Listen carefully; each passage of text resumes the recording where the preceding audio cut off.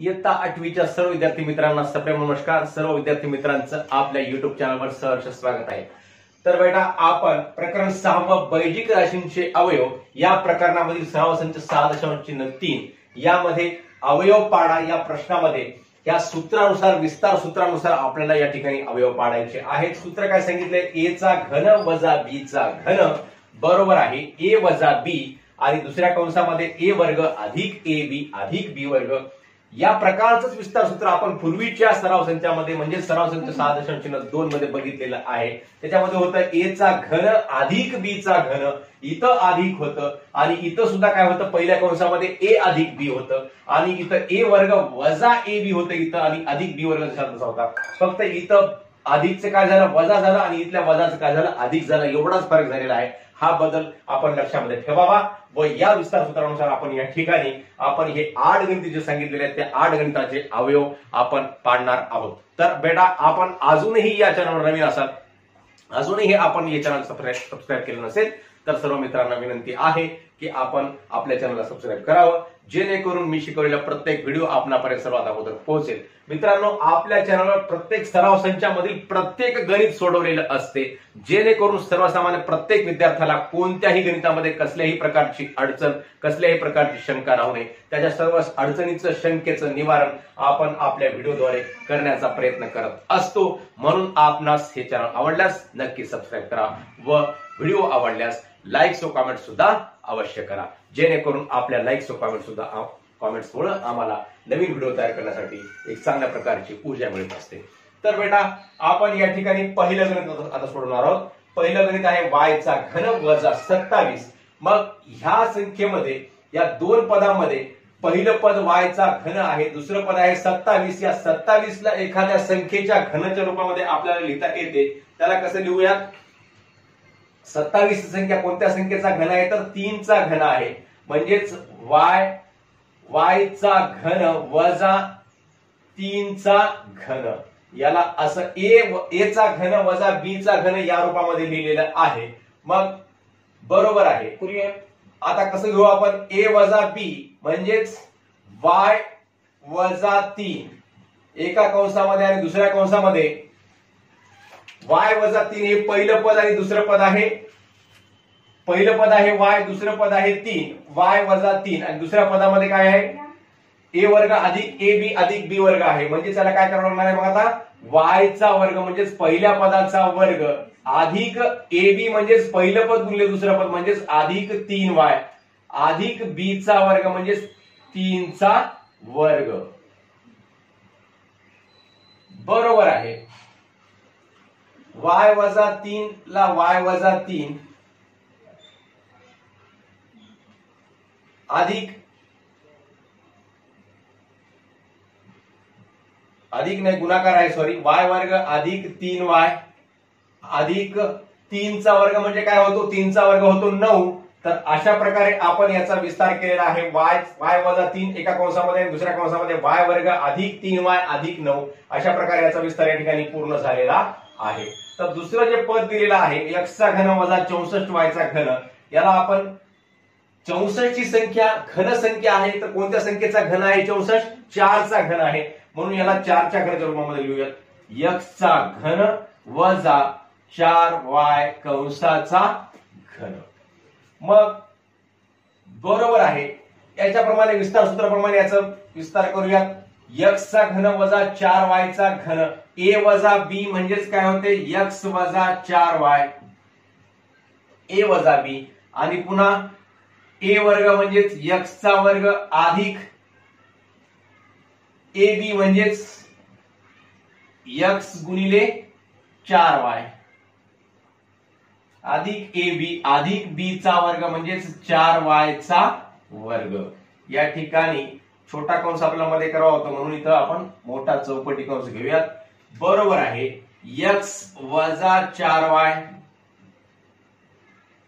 x चा वर्गला x वर्ग अधिक x गुणिले 4y म्हणजे 4xy, x हे चल y च्या अगोदर येते म्हणून याला अगोदर y च्या अगोदर लिहायचं, याला आपण 4xy असं लिहू शकता। अधिक 4 चा वर्ग किती होतो बेटा 16 होतो आणि y वर्गला y वर्ग अधिक 16y वर्ग अशा प्रकारे आपण याचा विस्तार करू शकतो. अशा प्रकारे आपण विस्तार केलेला आहे. तिसरी संख्या आहे 27m चा घन वजा 216n चा घन बरोबर आहे 27 आणि 216. 27 ही संख्या कोणत्या संख्येचा घन आहे तर 3 चा घन आहे. म्हणजेच याला आपण 3m चा घन वजा 216 ही संख्या कोणत्या संख्येचा घन आहे तर 6 चा घन आहे. 6 चा 6 6 36 6 6 36 होतात आणि 36 गुणिले 6 किती होतात 6 6 36 ला 6 4 3 37 18 3 21 म्हणजे 216 ही संख्या 6 या संख्येचा घन आहे. हे तुम्हाला समजण्यासाठी या ठिकाणी करून दाखवलं. मग 216 ला 6 च्या घनाच्या रूपामध्ये लिहायचं वजा 6n कंसाचा घन. इथे n चा घन तर सांगितलेलाच आहे परंतु 216 ही संख्या सुद्धा काय आहे 6 चा घन आहे. या कंसाचा पूर्ण घन म्हणजे ही संख्या आता 6 चाही घन झाली आणि n चा सुद्धा घन झालेली आहे. मग आता याला आपण या सूत्रानुसार लिहूयात. a वजा b म्हणजेच 3m वजा 6n एका कंसामध्ये आणि दुसऱ्या कंसामध्ये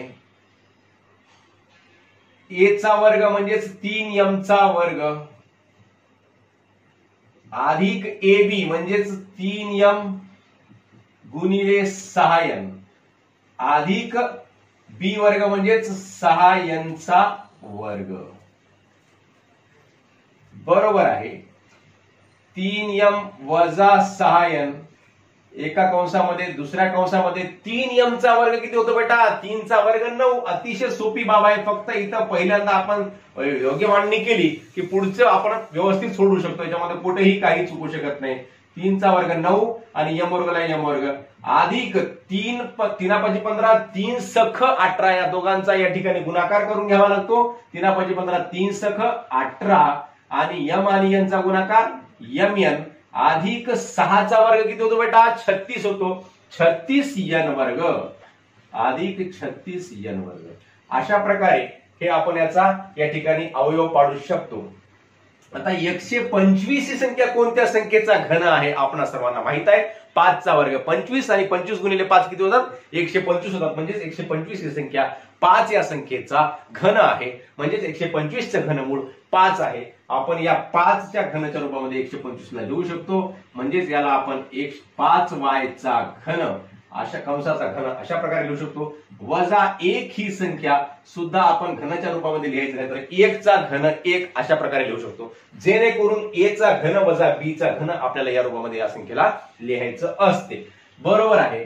मग a वजा b म्हणजेच काय होते मग 5y वजा 1 आणि दुसऱ्या कंसामध्ये 5y चा वर्ग a वर्ग म्हणजे 5y चा वर्ग अधिक ab म्हणजेच 5y गुणिले 1 अधिक b वर्ग म्हणजेच 1 चा वर्ग बरोबर आहे 5y वजा 1 एका कंसामध्ये आणि दुसऱ्या कंसामध्ये काय येईल मग 5y चा वर्ग काय होईल बेटा 5 5 25y वर्ग 25y वर्ग अधिक 5y गुणिले 1 किती होतात 5y होतात आणि अधिक 1 वर्गला 1 वर्ग जशाला तसा कायम राहतो. अशा प्रकारे आपण ह्या 4 गणितांचा आपण या ठिकाणी विस्तार केलेला आहे. आपण लगेच पुढचे 4 गणिताचा विस्तार करूयात. तर बेटा पाचवा प्रश्न 8p चा घन वजा 27/p चा घन हे आपल्याला या ठिकाणी सोडवायचं आहे. 8 ही संख्या कोणत्या संख्येचा घन आहे आपल्याला सर्वांना माहितच आहे. कशाचा घन आहे तर 2 चा घन आहे. म्हणजेच याला आपण 2p चा घन वजा 27 ही संख्या 3 चा घन आहे. म्हणजेच 3/p कंसाचा घन असं आपण याला लिहू शकतो. 3 चा घन 27 आहे आणि p घनाला आपण p लिहिला आणि या पूर्ण कंसाचा या ठिकाणी घन केलेला आहे बरोबर आहे. मग a वजा b म्हणजेच काय 2p वजा b काय आहे 3/p आहे. हे एका कंसामध्ये घेतलं आणि दुसऱ्या कंसामध्ये a वर्ग म्हणजेच 2p चा वर्ग अधिक ab म्हणजेच काय 2p गुणिले 3/p अधिक b वर्ग म्हणजेच 3/p चा वर्ग तर बेटा या ठिकाणी आपल्याला इथं 2p चा वर्ग करूयात. 2p वजा 3/p पहिला कंस जसा तसा. दुसऱ्या कंसामध्ये 2p चा वर्ग काय होतो 4p वर्ग होतो. याला 4p वर्ग लिहूयात. आणि हे 2p गुणिले 3/p म्हणजे या p न आपण या p ला भागत आहोत. मग p एक p हे कटतात. मग बेत्रिक किती होतात 6 होतात. म्हणजे 6 लिहायचं अधिक 3 चा वर्ग होतो 9 आणि छेद p वर्गला p वर्ग. अशा प्रकारे आपण याला लिहू शकतो आणि अशा प्रकारे आपण याचे अवयव पाडू शकतो. 2p वजा 3/p हा एक अवयव आणि 4p वर्ग अधिक 6 अधिक 9/p वर्ग हा एक अवयव. अशा प्रकारे हे दोन अवयव या ठिकाणी पाडू शकतो. 343a चा घन वजा 512b चा घन. 343 ही संख्या कोणत्या संख्येचा घन आहे तर 7 या संख्येचा घन आहे. म्हणजेच याला आपण 7a चा घन अशा रूपामध्ये लिहू शकतो. वजा 512 ही संख्या 8 या संख्येचा घन आहे. याला आपण 8b चा घन या रूपामध्ये लिहू शकतो. बरोबर आहे. 7a चा घन वजा 8b चा घन म्हणजेच 7a वजा 8b. हे जे आपण a वजा b लिहिलेलं आहे तसं 7a वजा 8b एका कंसामध्ये लिहून घ्यायचं. आणि दुसऱ्या कंसामध्ये 7a चा वर्ग. a वर्ग म्हणजे 7a चा वर्ग अधिक ab म्हणजे 7a गुणिले 8b अधिक b वर्ग म्हणजेच 8b चा वर्ग होतो या ठिकाणी. कंस बंद. बरोबर आहे. 7a वजा 8b एका कंसामध्ये आणि दुसऱ्या कंसामध्ये 7a चा वर्ग. सॉरी याला आपण इथं कंस करावा लागतो. 7a चा वर्ग म्हणजेच 7 चा वर्ग किती होतो बेटा 49a वर्ग हा वर्ग होतो याचा. 7a चा वर्ग 49a वर्ग अधिक 7 56ab होते. 7 56ab अधिक 8b चा वर्ग. 8 चा वर्ग किती होतो बेटा 64 होतो. 8 64 64b वर्ग हा याचा विस्तार होतो. अशा प्रकारे या ठिकाणी दोन अवयव याचे पडलेले आहेत. पुढचं गणित आहे 64x चा घन वजा 729 y चा घन.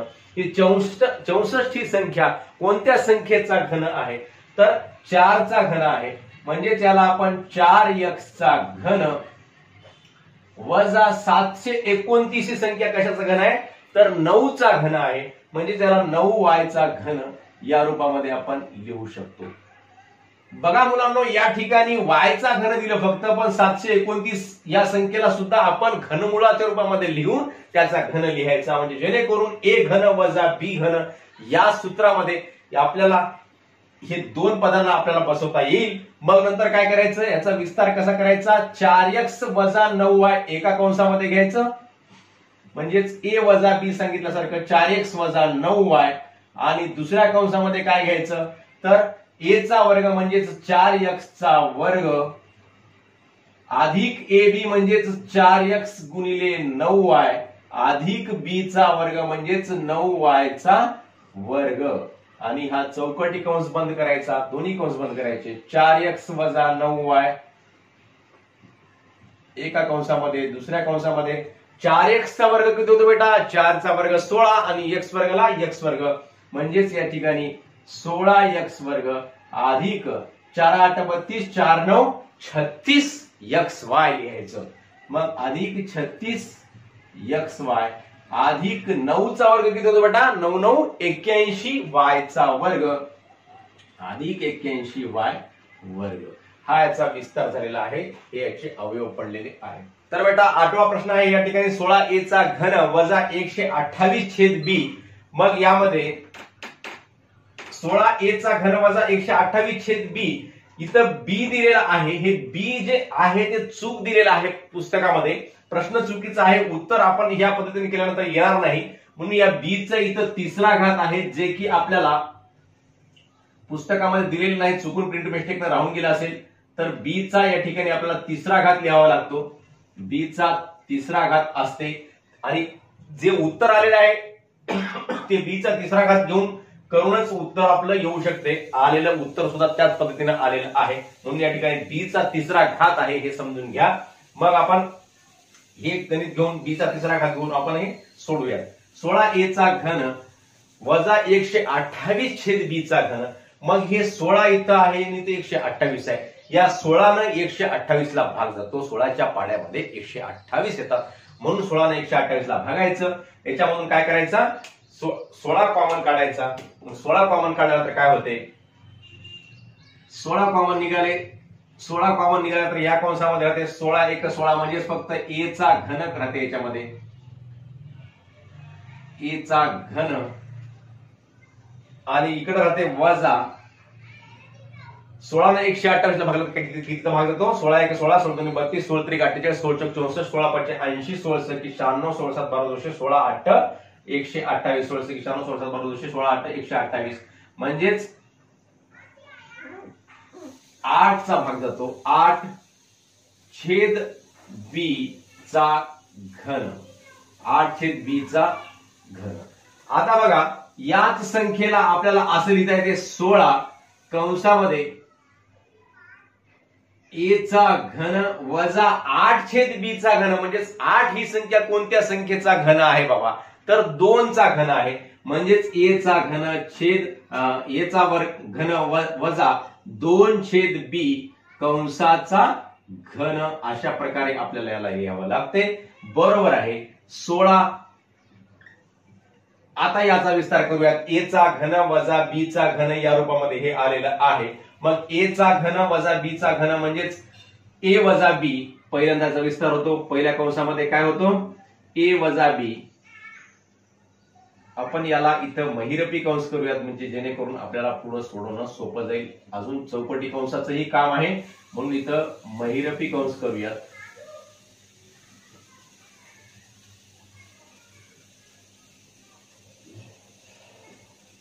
थोडासा छोटा कंस करू महिरपी.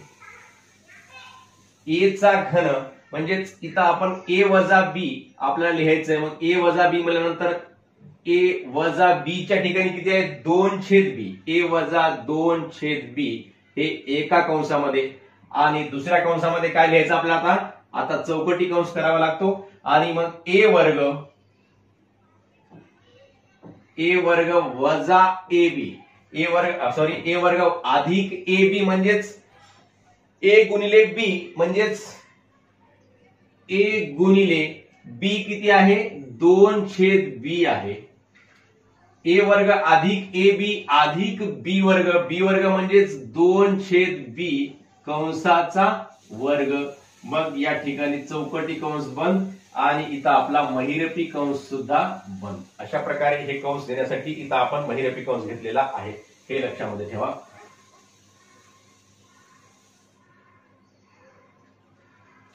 बरोबर आहे. आता इथं 16 घेतलं, पहिल्या कंस जशाला तसा राहतो. a वजा 2 छेद b याच्यामध्ये काहीही बदल होत नाही, कंस बंद. आणि या चौकटी कंसामध्ये याचा आपण विस्तार करून घेऊ.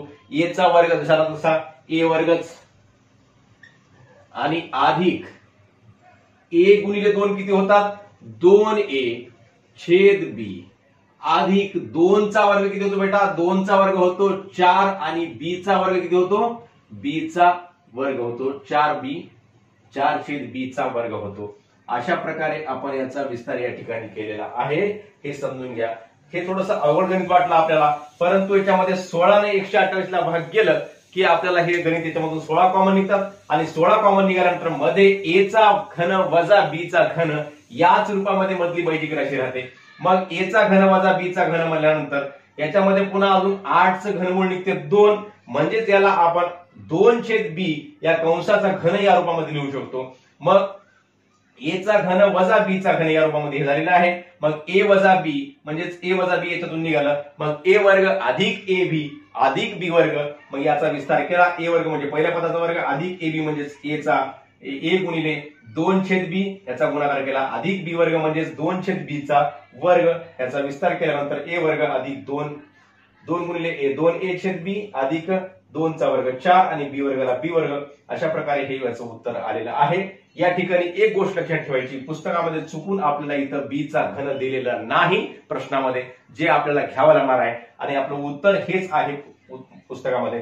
म्हणजे हे उत्तर जर आपलं बरोबर असेल तर प्रश्न आपला चुकीचा आहे, म्हणून तो प्रश्न आपण थोडासा दुरुस्त करून घ्यायचा, त्या ठिकाणी बी चा घन घ्यायचा. अशा प्रकारे आपण इथं 8 उदाहरणं सोडवलेले आहेत. आपणा सर्वांना ही व्हिडिओ आवडले असल्यास नक्की आपल्या मित्रांना शेअर करा व व्हिडिओवर लाईक व कमेंट सुद्धा अवश्य करा. यातील पुढचा प्रश्न आपण पुढील व्हिडिओमध्ये बघूयात. तोपर्यंत सर्वांना नमस्कार.